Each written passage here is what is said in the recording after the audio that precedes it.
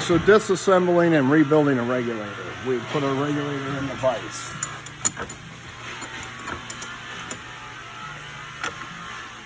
And we're going to take any kind of channel lock pliers.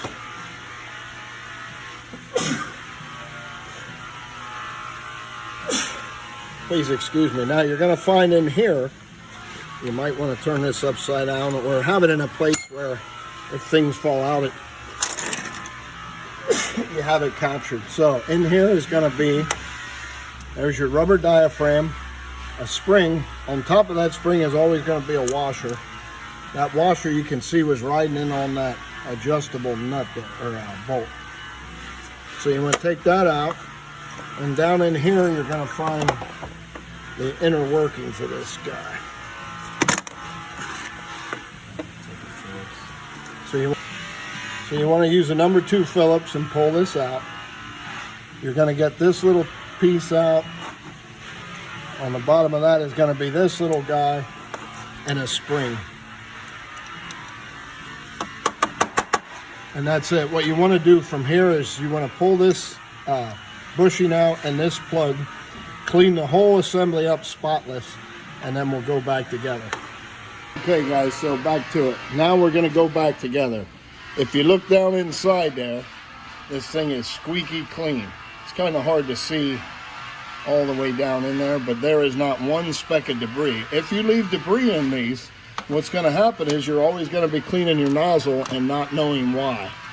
So if you call Bamberger's, we will happily sell you and ship out a rebuild kit.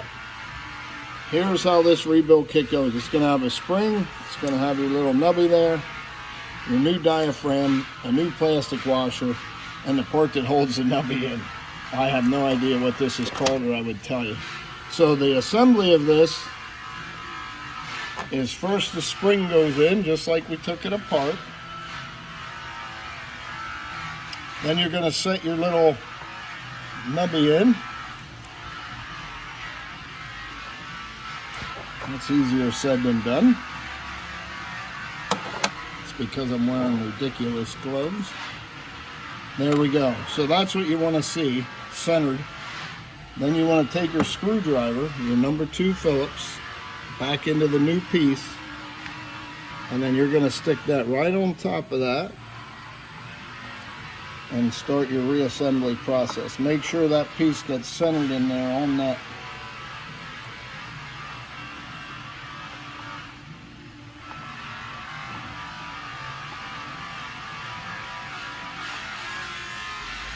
Just like so. Then you're going to go in and snug it, but you got to be careful. This is plastic, so you're only tightening it enough that it can't back out over time due to vibration. Once you're to this point, you install your new diaphragm, and then this will go up inside of here. And then I like to back these just about all the way out. And then if you remember what I showed you, your little washer, that'll sit in there with your spring. Then you can turn this, now remember, plastic washer, spring and washer. Set this sideways and go together nice. Then you're going to tighten that a little bit with the pliers, but again, you don't have to be silly. And if you look down in that hole, you can see that little nubby I just put back in there. And then as you crank down, that thing gets pushed down and allows more and more and more volume of oil. Okay, so that's it. Now I'll put my plug back in the rear and my bushing back in there. Depending on what plug and bushing go in this is going to depend on what furnace it came off of. These are used, this is a Norgen, I think they call it. It's used on clean burns and all the Firelakes. It also is marked in but not out. So this is out. And on a Firelake, this would go into the slide out. This would be your gauge. This would be your nipple of oil coming in, and this would be a plug. Bam, that easy. Thanks for watching, and God bless.